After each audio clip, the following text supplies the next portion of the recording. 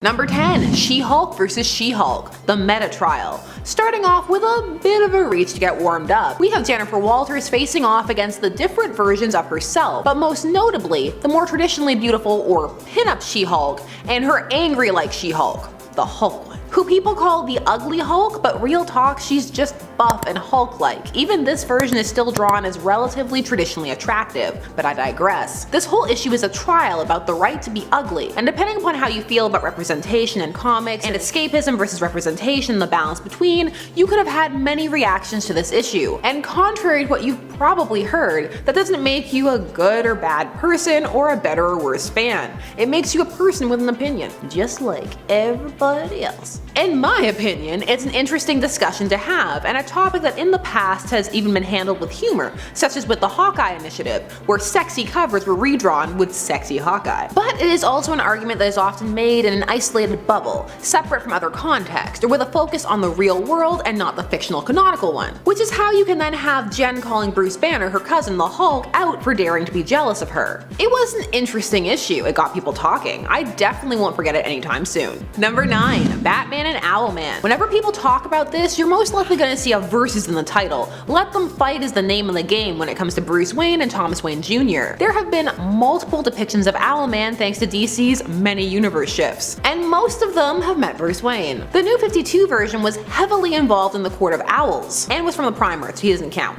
We need our crime syndicate buddy from Earth 3, otherwise known as the Reverse Earth back in the day. Batman has had to fight Owlman on more than one occasion, but always seems to find it a little disturbing. That cold methodology, so calculatingly applied to crime instead of heroism. It's enough to make you think, or it would be if they didn't do an Elseworld story about it every other week. To which I say, keep them coming. Number 8. Tim Drake and Savior. Yes, some love for the third Robin, Tim Drake, who now has middle child syndrome over at DC, and is as a result often forgotten. While he has an alternate future version who became Batman for a time, even though Tim had vowed that that was something he would never do. There's a whole alternate timeline here with Bruce dying, killed by Batwoman for reactivating Brother Eye, his super paranoid AI network cause, you know, his friends mind wiped him, cause he didn't want to mind wipe someone else, even if they were a villain. The older Tim and young Tim would meet, which would cause old gun-wielding Tim to realize that time could be changed, which paradoxically ended up with him attacking Tim and not working with him.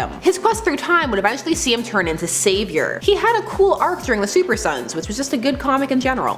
Wholesome fun.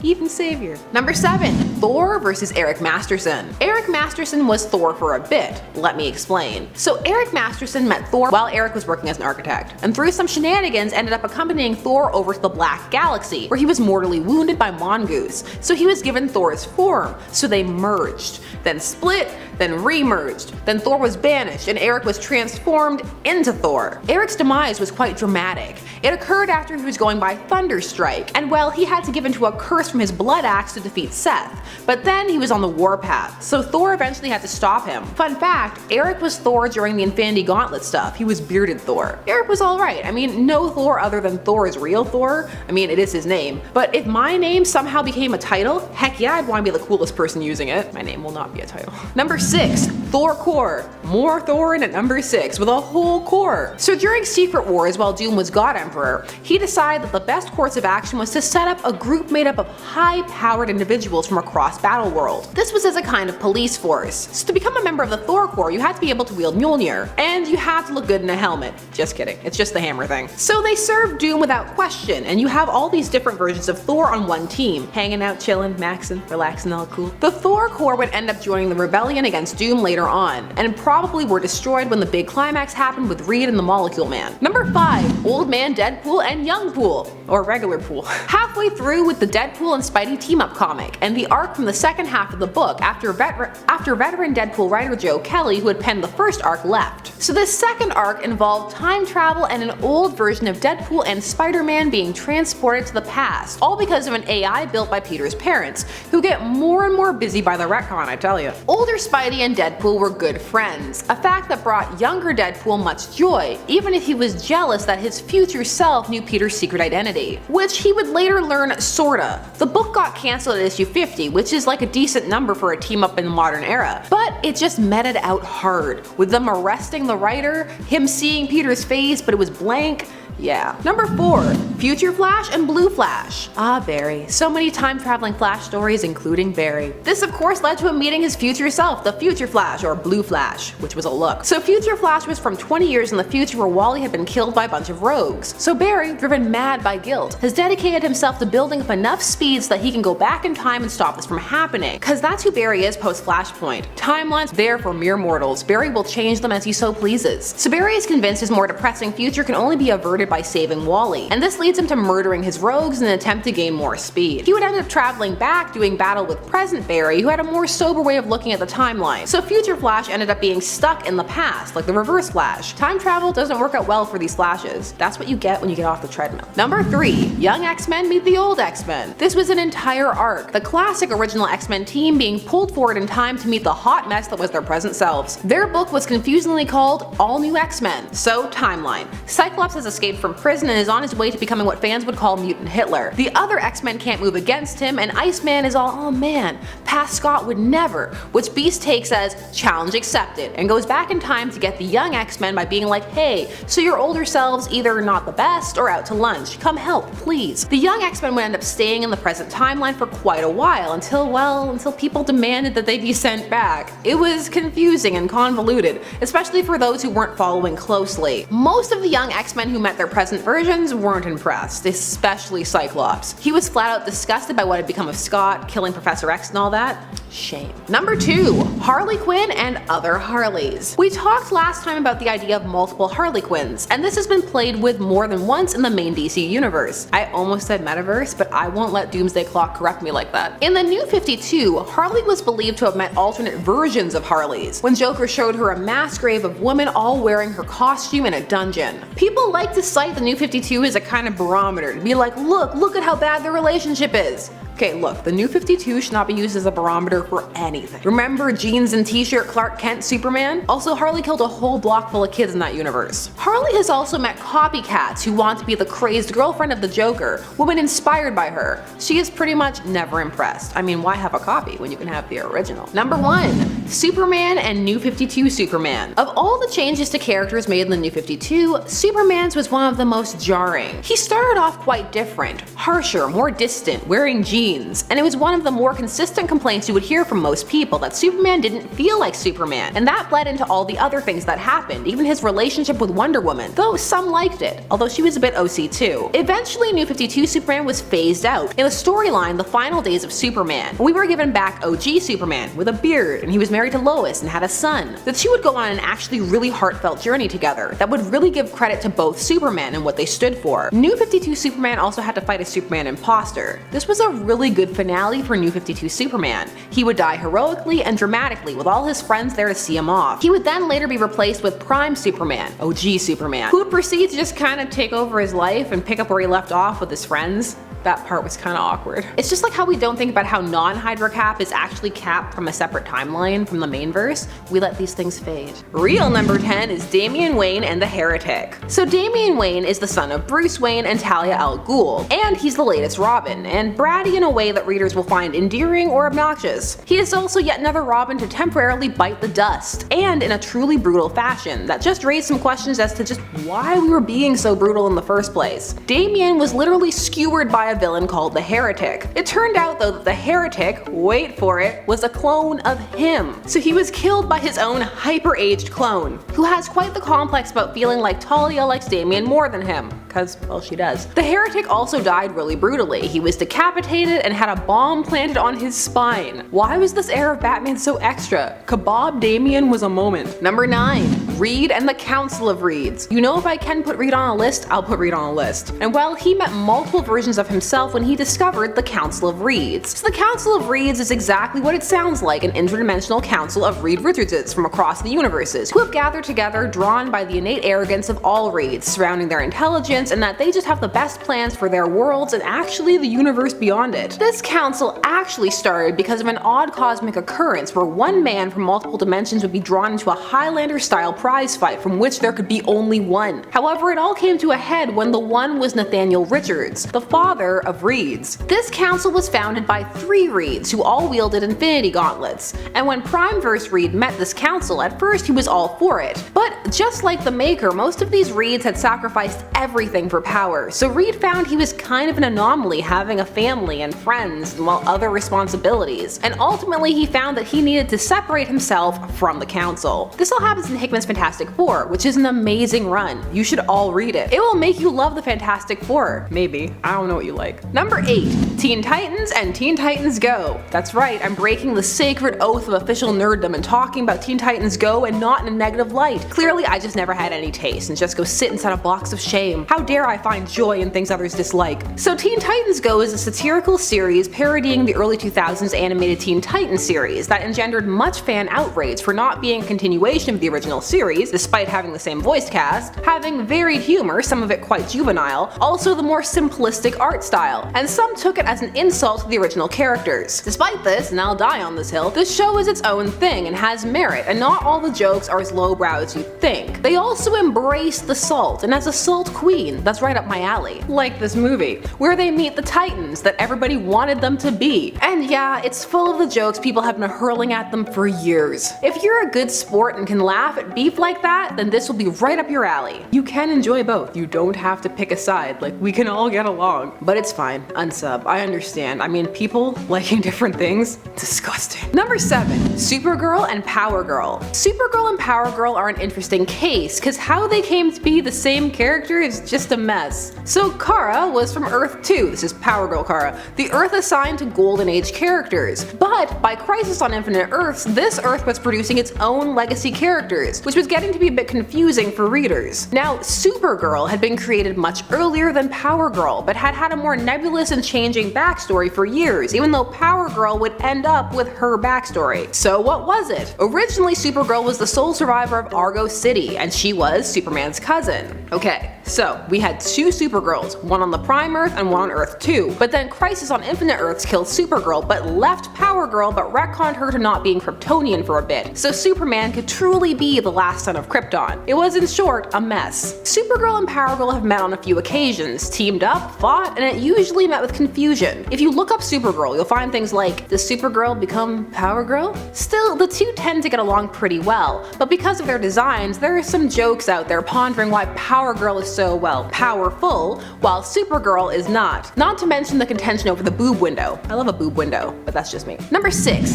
Gambit and New Sun. Gambit is more powerful than many people are aware. He just chooses to charge playing cards. He can do a lot more. Some would even go so far as to say he's OP now. Case in point, New Sun. He's also called the Executioner, too, and he is from Earth 9923. So New Sun Gambit can't control his kinetic energy, or he couldn't for a bit after a ritual gone wrong, and it had flared out of control and he had destroyed his world. So he was traveling to alternate realities, killing other versions of himself so they couldn't destroy their worlds. Basically, it's the one with Jet Li. Never forget that movie, it's great. But New Sun would often find that he was too late, and Gambit had already destroyed the world. So when he got to 616 and met a not full potential Gambit, he hid himself from him and tried to get help to create a new world. But when he found he couldn't, he was like, well, better kill Gambit. This battle would burn Gambit out, and well, we're safe from another New Sun. For now. Number 5. Johnny Storm and Vanguard. Vanguard, or Guard, both will explain, is an alternate version of Johnny Storm from Earth A, who yes at first looked like a hockey player. So in this timeline, Johnny didn't go to space, he didn't go on the flight with his sister, and hence he didn't become the Human Torch. Instead, he was taken to another dimension after a wartime injury, and rebuilt by scientists, his body and mind, better, stronger, faster, guardier. He survived as a guardian of the nexus between worlds. He wasn't here for cross-dimensional shenanigans, which of course would bring him into conflict with the Fantastic Four. During a war between the Earth 616, Earth 721, and the 5th Dimension, the Thing would defeat Guard in a hockey-style shootout. He would then vanish into the void for a bit and become Vanguard, only to return convinced he needed to destroy redundant timelines. Why is that everyone's go-to? Still, when he encountered Johnny Storm and saw him flame off and saw that they were the same person, well, it changed him and he realized he could be better too. He decided to help timelines find closure instead. Hooray! Number 4. Donna Troy meets Evil Donna. Hi Donna of the many origins.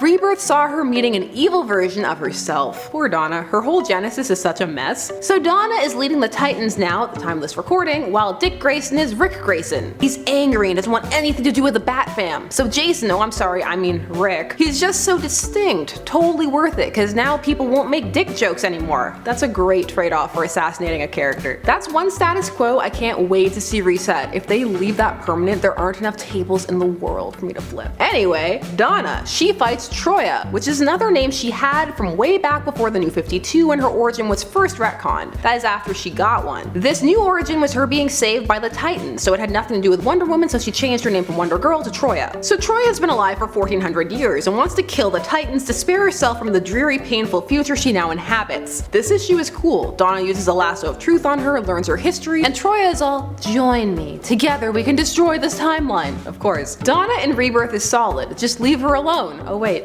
infected. Never mind. Number 3. Captain Marvel and the Reality Stone. So Captain Marvel, Carol Danvers, pre-official villainous Bend, found herself in possession of the Reality Stone, or gem, depends on how much the comic wants to tie into the MCU. In the story Dark Origins, Carol was transported to an alternate universe where she was a supervillain. I know, I can hear you. Your jokes are already pouring in. Insert your she was already evil jokes down below. She ended up using the Reality Stone to get home, and in the process saw all the other versions of herself out there, and the paneling is really cool. Now Captain Marvel is having a villain arc at the time of this recording, and I just love the costume. It's a good look. I'm always a sucker for the eye makeup gone messy just all over the face. It says I still care but in an abstract way, and you're all too scared of me to say anything except yeah, it looks lit fam. Excellent. Number 2. Hulk and Maestro. I always want to put so much emphasis on it. Maestro. So Maestro is an alternate version of the Hulk from the future who possesses an increased intelligence but also so much rage. So the Hulk would be brought forward in time. This was Professor Hulk to beat Maestro, who had an ironclad grip on the world, and a group of rebels would bring forward the Hulk, and he would find defeating Maestro pretty much impossible. Maestro knows his plans and is seemingly stronger. The Hulk actually has to take him back in time to the gamma explosion that created him to take him out, yet he lives in fear that this is what he could become. Still better than, in my opinion, the incest Hulk from Old Man Logan. Gross. I like how with Gamma you can just do what you want. Oh, it will make him super smart, or oh, it made him go insane. Both valid. Number 1. Batman Dark Knight's Metal. That's right, it's the Dark Knight's Metal event, where alternate Batman from the dark multiverse emerged. So let's talk about the breakout. The Batman Who Laughs from Earth -22, a world where Batman had become the Joker, essentially, after he snapped the Joker's neck and inhaled some of the toxins from his body and transformed. He would go on to haunt Bruce from the main Earth with what he could become. So Batman actually had to team up with the Joker to take him down. Apparently the one eventuality that the Batman Who Laughs couldn't foresee? Why? Joker and Batman talk. Batman visits him in Arkham. They have teamed up before. In what world is this unforeseen? Still,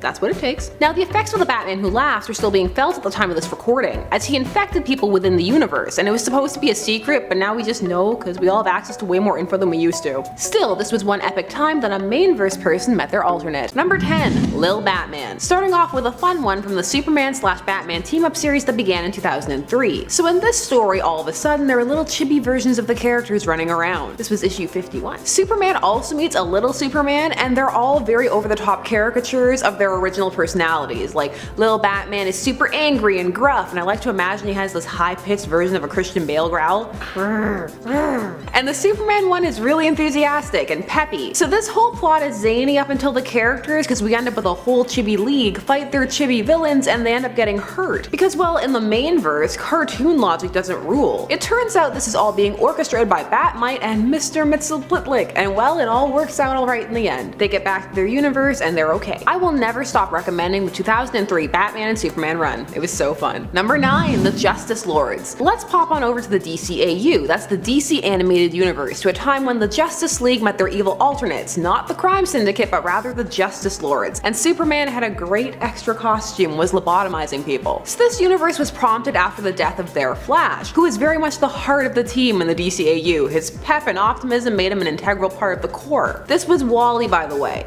Part of the almost 25 years that Wally was the Flash while Barry was dead. For a whole new generation of fans coming up during the start of the superhero adaptation renaissance, he was the Flash. So the Justice Lords catch wind of the main verse in the DCAU and feel that they're just letting their world fall to pieces. So they come over to impose their own brand of order. Which, after seeing how many lobotomies and militias and martial laws it takes to make that happen, the regular Justice League is not there for it. So yeah, they met their alternate versions and weren't here for it at all. How would you feel if your alternates were destroyed dystopian overlords. Like, I wouldn't approve, but at the same time, I would like to see the costumes because the evil variant costumes are always so good. The best costumes. I'm moving my hands so much because somebody said to stop, and I'm like, no, I talk how I want. We'll Vogue through the whole video now. Number 8, Captain America and Hydra Cap. This is mostly on here because I like how complicated it is to explain, and I refuse to let that new narrative they're pushing take hold that Hydra Cap was the alternate Cap. Nah fam, that's the way they retconned it. Originally how this worked was that the entire timeline shifted, and young Cap, or rather newly young Cap because he was old, was classic Cap, and he had lived his life always as a Hydra agent, so he was always Cap. So yeah, the Cap who is now Cap, who the Cosmic Cube drew from the other timelines past, is from another timeline now. He's not classic Cap, that's now Hydra Cap. But we're gonna go with the he was the real Cap all along because, well, that's how the story really should have unfolded. Making Hydra Cap always Cap was guaranteed to increase the backlash on a story that was already gonna ruffle some feathers. When you're working on a legacy character, it's not all about you and your vision, it's also about keeping the character recognizable and blending those two things together. Because you're not gonna be writing that character forever, someone else will take it over. And people are gonna, in theory, be reading the character in ongoing fashion, so it needs to feel at least slightly cohesive. Anyway, the Cap we want came back and beat up Hydra Supreme so hard his costume flew off. Number 7, Thomas Wayne and Bruce Wayne. They're both Batman accounts. One of the emotional moments to come from Flashpoint, I mean aside from Barry getting to see his mom again, was that Thomas Wayne, who was Batman in that universe because it was Bruce who died in the alley, got to talk to his son when he learned that his son had a life in another universe. So he took the time to write him a letter that he then gave to Barry to give to him when he fixed the timeline, and by fixed I mean gave us the New 52. So maybe he should just stay there and let Atlantis and Themyscira destroy the world. Which is really harsh, it wasn't that bad. And Bruce got to get a letter from his dad, and it was really sweet, and he cried. He's also hung out with his dad lately in the Tom King run. That's all I have to say about that. Number 6, Spider-Man and Spider-Gwen. Spider-Man has met many alternate versions of himself thanks to the Spider-Verse, Spider Totems, etc. There are many meetings one could choose from here, so I'm saving some in case there's a part 2. No blanket Spider-Man for me. Spider-Gwen debuted in the Edge of Spider-Verse storyline and became one of the breakout alternate Spideys due in no small part to her costume, which is still one many fans adore. She came from a universe where Gwen was bitten by the spider and not Peter, who died. So obviously when she met so many Peters, including Mainverse Peter, the feelings were high. So in the run at the time of this recording, she's splitting her time between her universe and the main 616 verse. Why? Cause they want stuff to happen in the main continuity. Spider-Gwen was having a thing with Miles too. So many Spideys, alternate Spideys meeting each other everywhere. Number 5, the Deadpool core. Of course Deadpool has a whole core of alternate versions of himself. He would, and he did. This series was all about alternate versions of Deadpool coming together to create a super group, the pooliest group they could be. You've got Lady Deadpool, Headpool, Kidpool. It was all as zany and madcap as you would imagine. Oh, and Dogpool, gotta remember Dogpool. Of all the characters to meet alternate versions of themselves, it falls the most in line for Deadpool, what with his fourth wall breaking antics and the like. If anybody should have a core of themselves, it's him. Number 4, Nightwing and Deathwing. I just love saying Deathwing. It sounds so extra. Deathwing. So Deathwing is a version of Dick from a future timeline where he married Donna, and they had a son who became evil, a supervillain named Lord Chaos. I hope he went evil young because there is no other excuse for that name.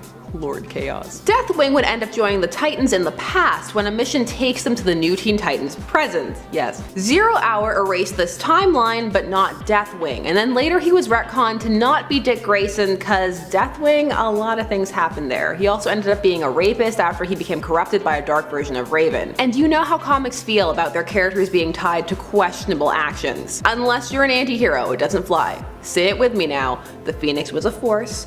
Parallax was a fear entity. Number 3, Gwenpool and everyone. Gwenpool debuted as a variant cover on Deadpool's Secret Wars. And is she Deadpool?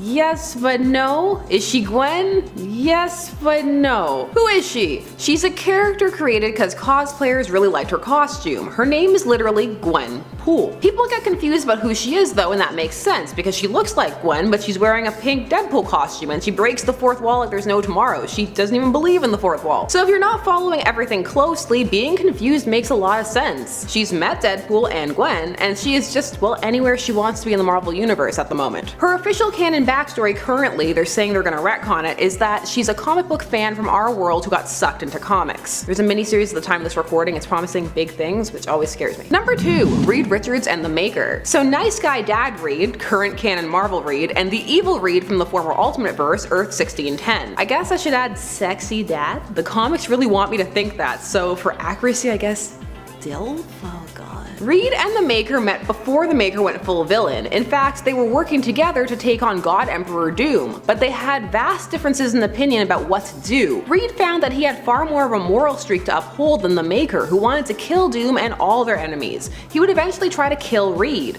and he now haunts the Prime Earth.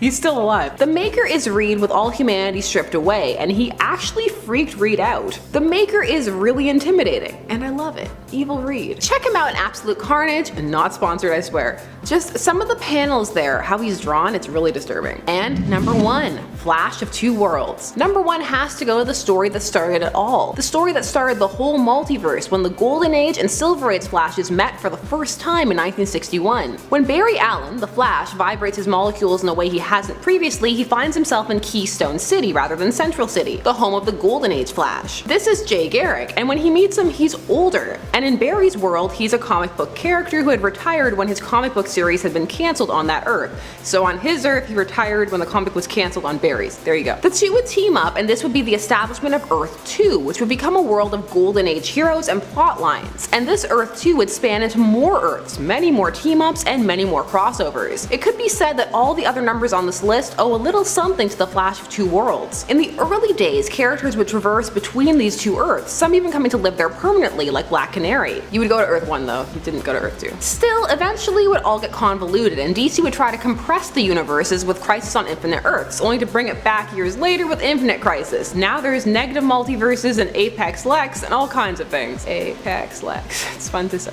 Well, here's Apex. Apex Lex. Number 10, Zoom and Eobard Thawne. So there is more than one Reverse Flash. There are more than 2 Reverse Flashes. At first it was like each Flash had their Reverse Flash, but then it kind of evolved beyond that. Since, well, Thawne hates Barry, but not really Wally. So Wally was given his own horrifying Reverse Flash in Professor Zoom. Made all the worse because Zoom was his friend, which always made all the things he did, like causing Wally's wife Linda to miscarry their first set of twins, particularly hurtful and horrifying. However, when Barry came back, so did his nemesis. So now there were multiple Reverse Flashes zooming around, bad pun fully intended. Well, these two met. Also, you're supposed to call them different things. Thawne is the Reverse Flash, and Hunter Zolomon is Zoom. Great name, Hunter Zolomon. So in comics, these two shared a brief exchange about teaming up, but then the New 52 happened, so none of it mattered. Another version of these characters appeared on the CW show, and while all Flashes are crossing paths there, so it's to be expected, I'd be more surprised to find a lone wolf Flash at this point. They're both really scary. People like to play the who is better of these Flashes games, but I wouldn't want to face either of them. Number 9,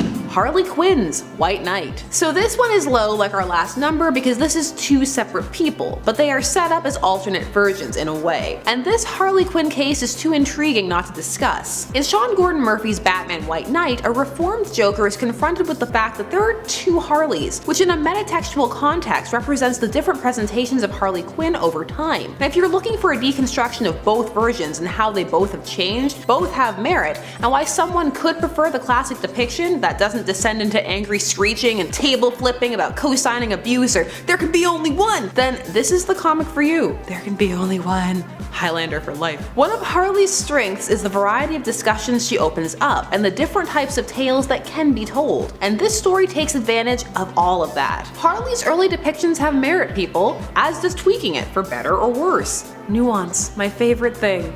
Layers, like an ogre. Read it. I will let you peel them back for yourself. Number 8, Spider-Man and Carnage Spider-Man from the 90s animated series. I don't care how janky the animation is by modern standards, it's still a decent show, story-wise. And it makes some good attempts at adapting some pretty complex plots. Plus, with all the characters that appear in it, some have dubbed it the first MCU. So one of its more lofty adaptation attempts was of the Clone Saga and also a Spider-Verse style finale featuring the Beyonder, wherein Peter had to team up with alternate versions of himself from across the multiverse to combat a crazed version of himself driven over the edge by the horror of his life and bonding with a Carnage symbiote. This Carnage Spidey was also pretty horrified when he could see past the symbiote's reasoning, that is, to what his life had become and and what he was doing. So what was he doing? Say it with me now. Trying to destroy the multiverse. He would be swayed to try to stop his plan from meeting Uncle Ben from a universe where he had survived, and yet Peter was still Spider-Man, but he was more like a Tony Stark Spider-Man, arrogant, rich, etc. None of the other ones liked him. His suit was silver. I don't know. This series was good. It's not just my nostalgia goggles, I swear. I only have those on for the theme, which is very aggressively 90s. Number 7. Strife and Cable. Clones count. They 100% count. A clone is another version of you, unless you splice it with someone else, like Lex did with Superboy. Then it's your scientific love child with your arch nemesis. So Strife is a clone of Cable from the dystopian, apocalyptic hellscape Cable was raised in. So this clone was hyper-aged to be the same age as Cable, and Apocalypse took him in assuming he was getting the real Cable, who he wanted to use as a host body. But well, when he found out it was just a clone, forget it. Only the prime bodies for Apocalypse. So Cable and Strife have faced off. It's not an odd occurrence for Cable. He's fought Nate Gray as well, the X-Man. Being aged up, down, being older than his dad, besties with Deadpool, it's all in a day's work for Cable. Number 6. Crisis on Two Earths. So this